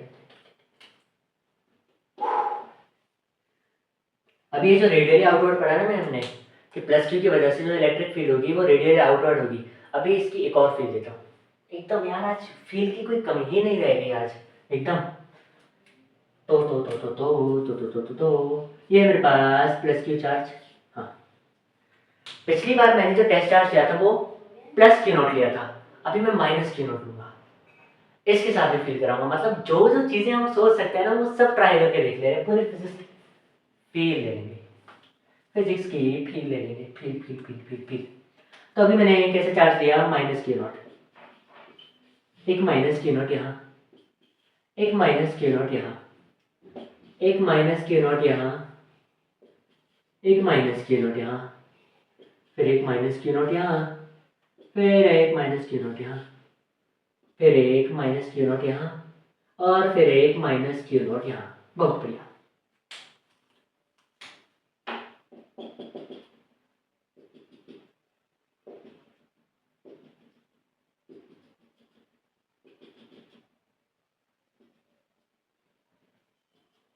अरे वाह, हाँ। अब देखना, प्लस क्यू चार्ज के लिए इलेक्ट्रिक फील्ड और फोर्स की डायरेक्शन सेम होती है, और माइनस क्यू चार्ज के लिए इलेक्ट्रिक फील्ड और फोर्स की डायरेक्शन अपोजिट होती है, हाँ। अब मुझे एक चीज पता है, एक चीज पता है कि ये प्लस क्यू इस माइनस क्यू नॉट को अट्रैक्ट करेगा, मतलब इसके लिए फोर्स की डायरेक्शन इधर होगी। अब क्योंकि ये माइनस क्यू नॉट चार्ज है तो फोर्स और इलेक्ट्रिक फील्ड की डायरेक्शन अपोजिट होगी, तो अगर फोर्स अंदर की तरफ है तो इलेक्ट्रिक फील्ड बाहर की तरफ होगा। सभी में देखना फोर्स अंदर की तरफ है,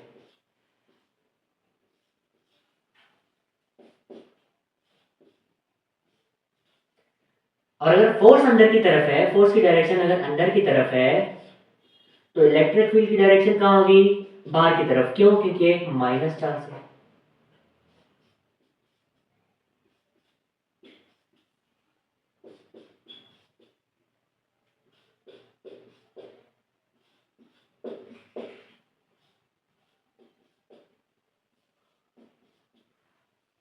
आ गया, दो तरीकों से फील्ड मिल गई, दो तरीकों से फील्ड मिल गई, है ना।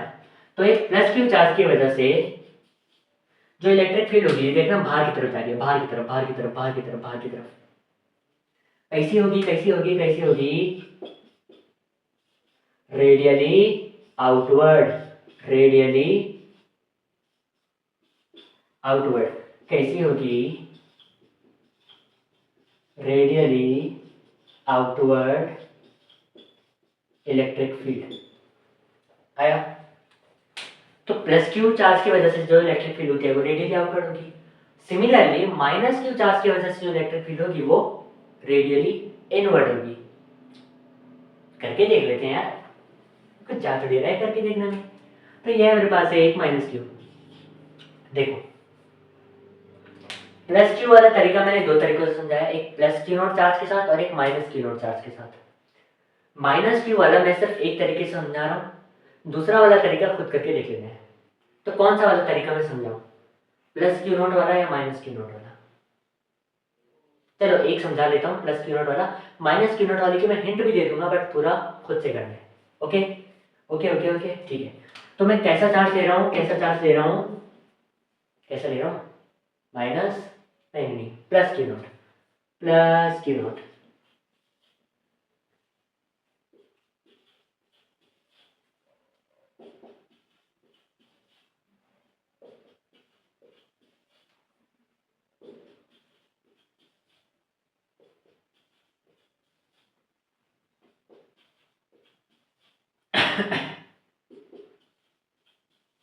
आया, तो मैं कैसा ले रहा हूँ चार्ज प्लस क्यू नॉट।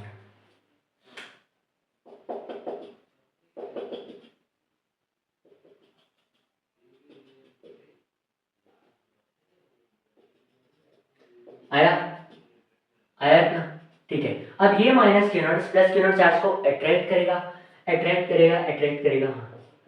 तो इन सभी पे जो फोर्स होगी, ये इन सभी पे जो फोर्स होगी वो अंदर की तरफ होगी, अंदर की तरफ होगी, है ना, अंदर की तरफ होगी। अब लॉजिकली बताओ, फोर्स और इलेक्ट्रिक फील्ड की डायरेक्शन सेम होनी चाहिए, अपोजिट? कुछ कुछ कहेंगे सेम होनी चाहिए, कुछ कुछ कहेंगे अपोजिट होनी चाहिए। सेम कुछ कुछ लोग बोलेंगे क्योंकि क्यू नॉट पॉजिटिव है, और अपोजिट कुछ कुछ लोग इसलिए बोलेंगे क्योंकि ये माइनस है, ये नेगेटिव है। तो देखो, ये जो मैं बता रहा हूँ ना कि पॉजिटिव है तो सेम डायरेक्शन होगी, नेगेटिव है तो अपोजिट डायरेक्शन होगी, ये उस चार्ज के लिए है जिस चार्ज पे फोर्स लग रही है। देखो ये वाला चार्ज तो इलेक्ट्रिक फील्ड बना रहा है ना, ये तो दूसरों पे फोर्स लगा रहा है, इस पे खुद फोर्स नहीं लग रही, इस पे खुद फोर्स नहीं लग रही इसकी खुद की इलेक्ट्रिक फील्ड की वजह से। हालांकि इसकी इलेक्ट्रिक फील्ड इन सभी चार्जेस पे फोर्स लगा रही है। तो हम किसका चार्ज देखेंगे, जिस पे फोर्स लग रहा है। तो फोर्स किस पे लग रहा है, इन सभी पे लग रहा है। तो हम इन पे देखेंगे कि इनका चार्ज पॉजिटिव है या नहीं है, तो इनका चार्ज तो पॉजिटिव है। हाँ, तो अगर इनका अगर फोर्स अंदर की तरफ है तो इनकी वजह से जो इलेक्ट्रिक फील्ड होगी वो भी अंदर की तरफ होगी। अब आया, अब आ गया, है ना, अब आ गया। हाँ, बहुत बढ़िया। तो चार्ज किसका देखना है, जिस चार्ज पे फोर्स लग रही है, जिस चार्ज पे फोर्स लग रही है। तो अब इसमें देखना, इसमें इलेक्ट्रिक फील्ड अंदर की तरफ है,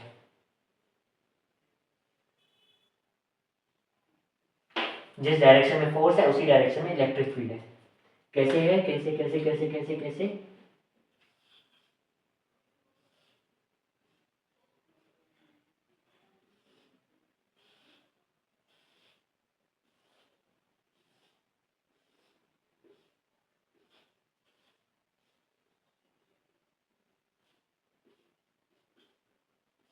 कैसे है, अंदर की तरफ है। इसको हम क्या बोलते हैं, इसको हम बोलते हैं रेडियली इनवर्स, रेडियली इनवर्स। आया, आ गया, ठीक है।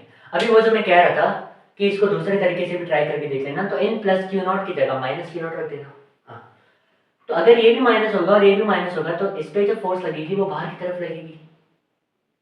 बट क्योंकि ये चार्ज नेगेटिव है तो फोर्स अगर बाहर की तरफ है तो इलेक्ट्रिक फील्ड अंदर की तरफ होगी। तो बस वही चीज तो बन गई, इलेक्ट्रिक फील्ड अंदर की तरफ, इलेक्ट्रिक फील्ड अंदर की तरफ। आगे, फिर आगे, फिर आगे, आगे सब कुछ बहुत बढ़िया, बहुत बढ़िया, बहुत बढ़िया। छापो इसको, छापो रे छापो, छाप दिया। हाँ,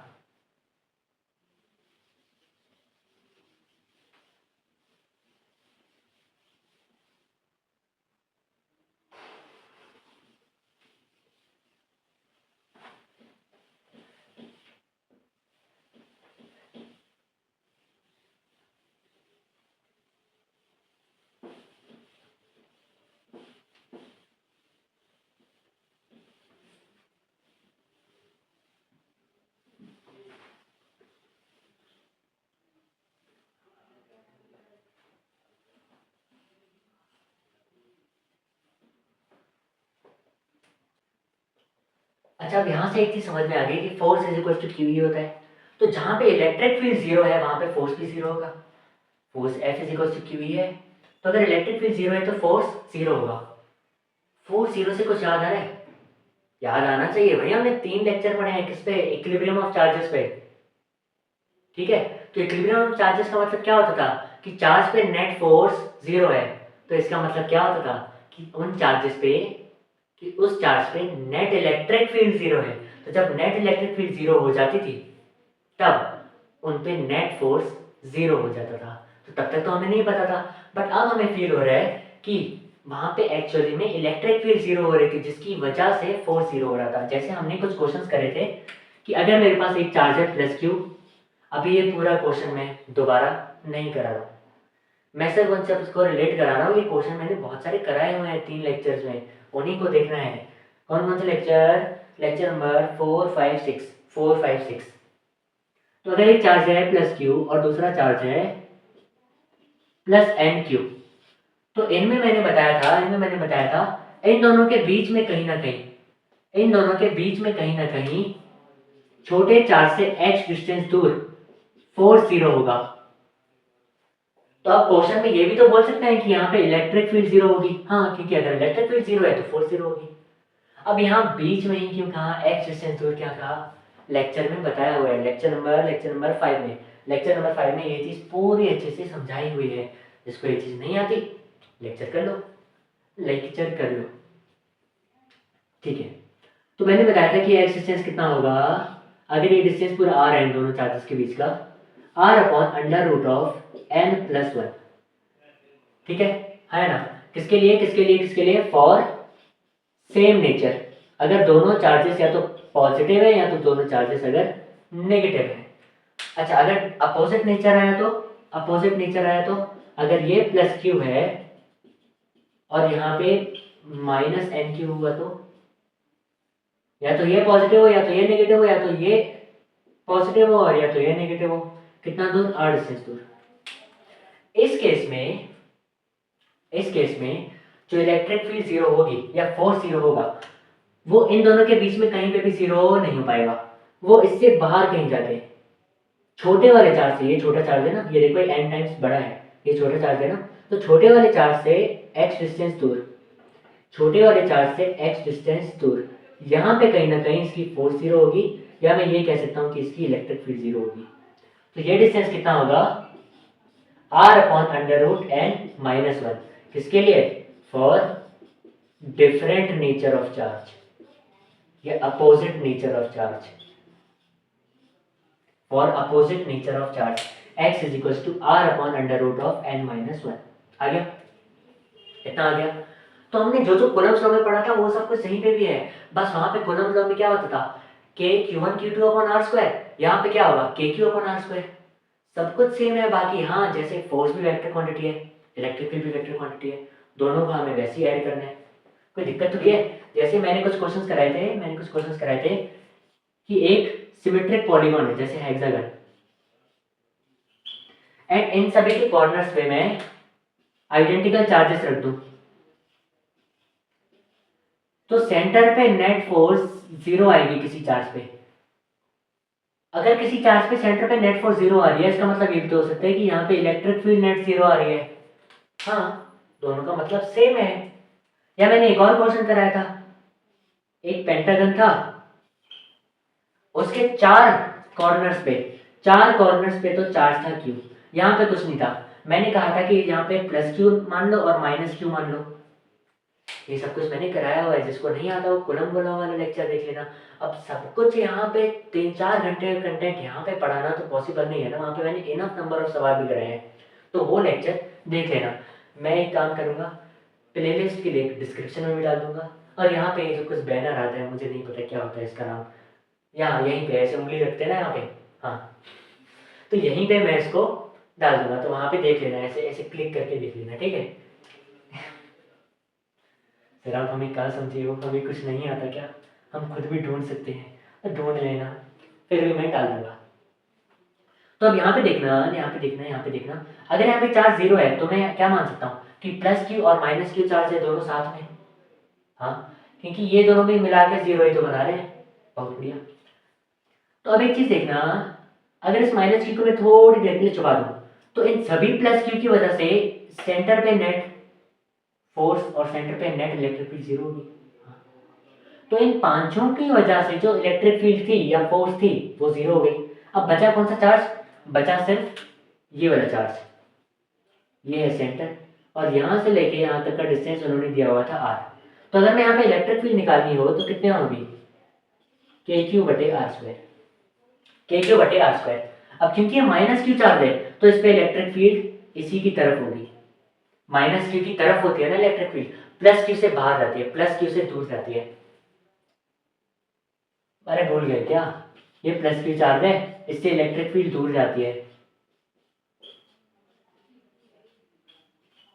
और माइनस क्यू चार्ज है, इसके इलेक्ट्रिक फील्ड पास आती है। तो ये माइनस क्यू है ना, तो इसके इलेक्ट्रिक फील्ड पास जाएगी, यही तो बोला मैंने।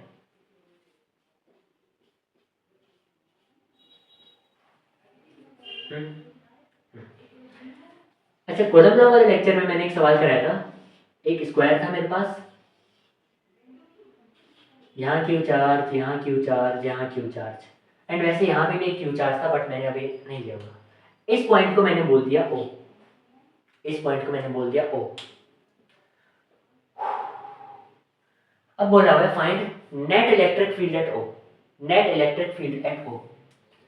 तो अब एक चीज देखना, एक चीज देखना, जब मैं कूलम्ब लॉ वाला लेक्चर पढ़ा रहा था तो तब ना यहाँ पे भी एक चार्ज था क्यू, तो तब हम क्या पढ़ रहे थे कि ये वाला चार्ज यहाँ पे फोर्स लगाएगा, ये वाला चार्ज यहाँ पे फोर्स लगाएगा, और ये वाला चार्ज यहाँ पे फोर्स लगाएगा। तो इन तीनों का वेक्टर सम हम कर देंगे, पहले दो का करेंगे फिर उसका एक के साथ कर देंगे। क्या बोल रहे हो, कुछ समझ में नहीं आ रहा है? अरे यार बताओ, तीन फोर्स है, F1 F2 F3।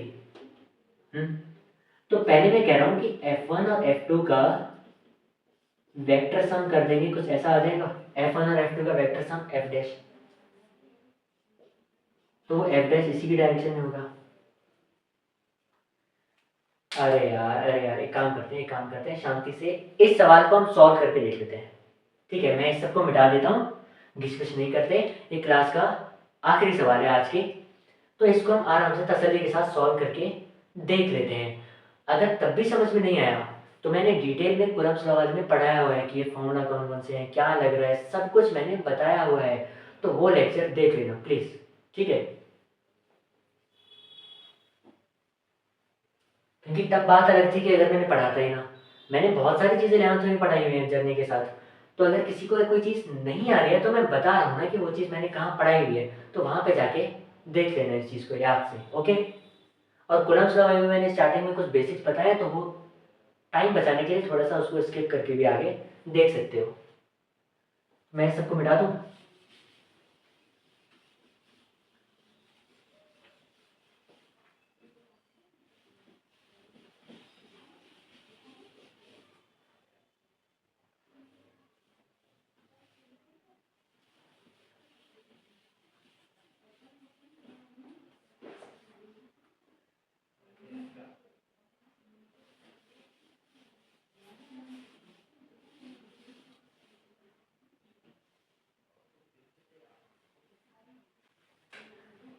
ठीक है, तो एक मेरे पास स्क्वायर है, एक मेरे पास स्क्वायर है, यहाँ पे चार्ज है क्यू, यहाँ पे चार्ज है क्यू, यहाँ पे चार्ज है क्यू।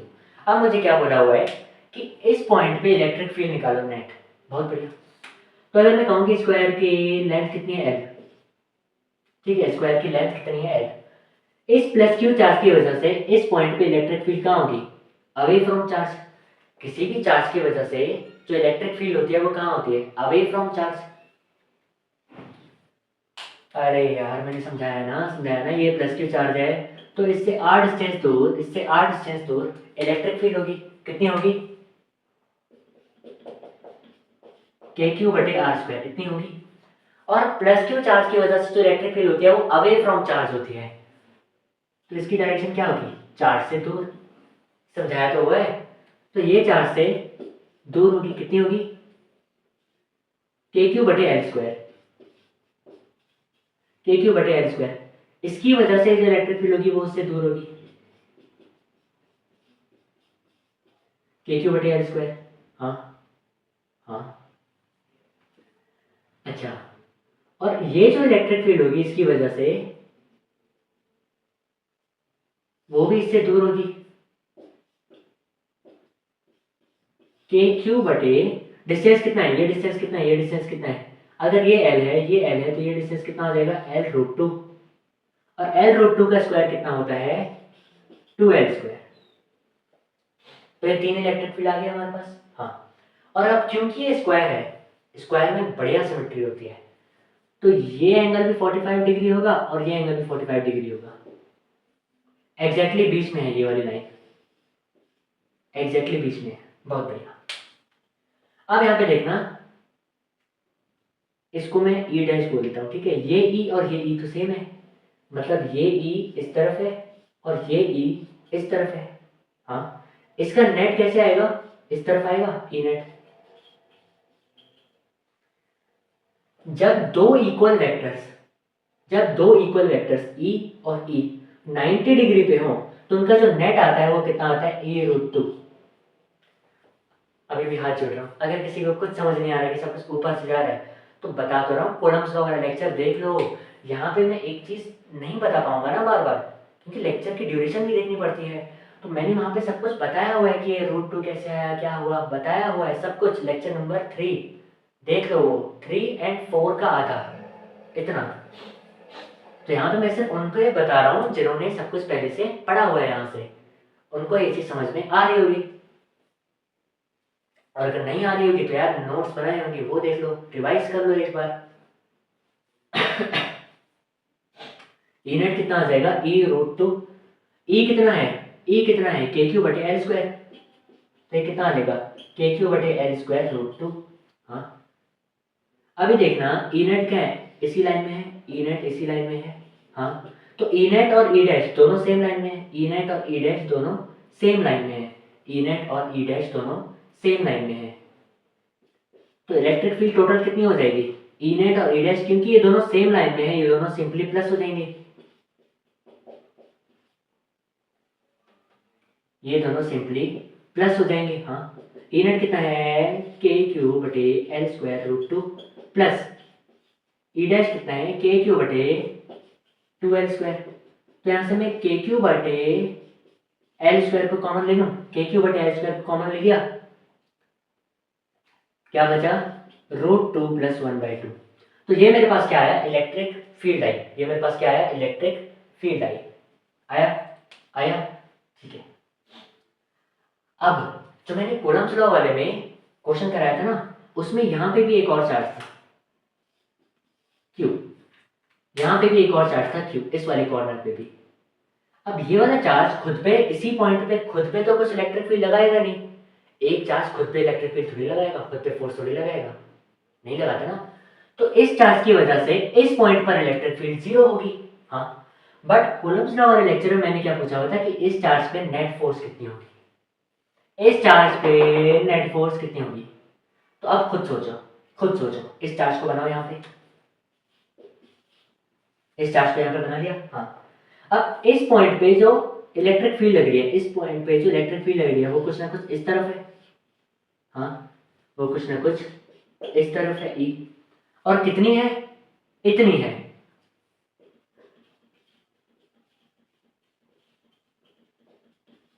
कितनी है, इतनी है। हाँ, बहुत बढ़िया। तो फोर्स जो इस पे लगेगी वो कितनी लगेगी, QE। तो मैं इस इलेक्ट्रिक फील्ड में Q को मल्टीप्लाई कर दूंगा, कितना आ जाएगा KQ²/L²√2 + 1/2। या तो डायरेक्ट फोर्स निकाल लो कूलम्ब्स लॉ से, या तो इलेक्ट्रिक फील्ड निकाल के QE कर दो, आंसर सेम आएगा। हाँ, अच्छा, अब अगर मेरे पास एक क्वेश्चन होमवर्क के लिए दे रहा हूँ,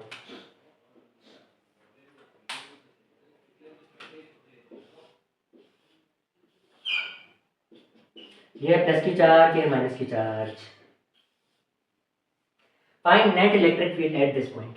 हिंट दे दूं, हाँ, और ये इक्विलेटरल ट्रायंगल, ठीक है, LLL। इसका आंसर कमेंट में चाहिए, इसका आंसर कमेंट में चाहिए।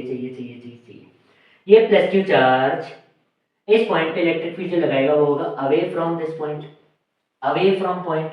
और माइनस क्यू चार्ज में क्या होता है, टूवर्ड्स चार्ज। नेगेटिव चार्ज के इलेक्ट्रिक फील्ड की डायरेक्शन क्या होती है, टूवर्ड्स द चार्ज, इस तरफ होगी इसकी इलेक्ट्रिक फील्ड। तो एक इलेक्ट्रिक फील्ड इस तरफ है, एक इलेक्ट्रिक फील्ड इस तरफ है। अब मैंने क्या कहा कि ये एक इक्विलेटरल ट्रायंगल है, हाँ, तो ये एंगल होगा 60 डिग्री, ये भी एंगल होगा 60 डिग्री, ये भी एंगल होगा 60 डिग्री। तो अगर ये 60 डिग्री एंगल है तो ये कितना होगा 120 डिग्री, हाँ।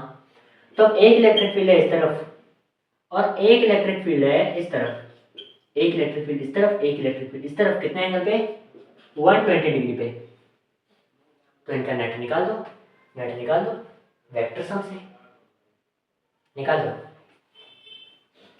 अगर E1 है और ये E2 है, अगर E1 है और ये E2 है, फॉर्मूला भी बता दे रहा हूँ यार, वहां पे भी बताया था, यहाँ पे भी बता दे रहा हूँ। नेट इलेक्ट्रिक फील्ड कितनी होती है under root E1 square plus E2 square plus 2E1 E2 cos theta, 2E1 E2 cos theta, ठीक है। नेट इलेक्ट्रिक फील्ड की डायरेक्शन क्या होगी E1 और E2 की कहीं ना कहीं बीच में होगी। आ गया, आ गया। तो बस जो कुलम्ब्स में पढ़ा था वैसे ही सेम सवाल हम यहाँ पे कर सकते हैं, बट वहां पे के Q1 Q2 बटे आर स्क्वायर आता था, यहाँ पे सिर्फ और सिर्फ के क्यू बटे आर स्क्वायर आएगा फॉर्मूले में। बाकी कैलकुलेशन वगैरह सब कुछ सेम ही तो है, वेक्टर सम ही तो करना है, ठीक है। तो यहीं पे करते हैं इस लेक्चर को समाप्त। आई होप इलेक्ट्रिक फील्ड की पूरी फील आ गई होगी कि आखिर इलेक्ट्रिक फील्ड होता क्या है, उसकी इंटेंसिटी क्या होती है, और अगले लेक्चर में हम पढ़ेंगे इलेक्ट्रिक फील्ड लाइंस के बारे में। तो इसके नोट्स बना लीजिए, पीछे का जो जो पढ़ते जा रहे हो उस सबका रिवीजन कर लो, और टाइम मिले तो रिवीजन के साथ साथ शॉर्ट नोट्स भी बनाते रहो, जैसे जैसे कोई चैप्टर खत्म होता जाए। तब तक के लिए पढ़ाई करते रहिए। All the very best. जय हिंद।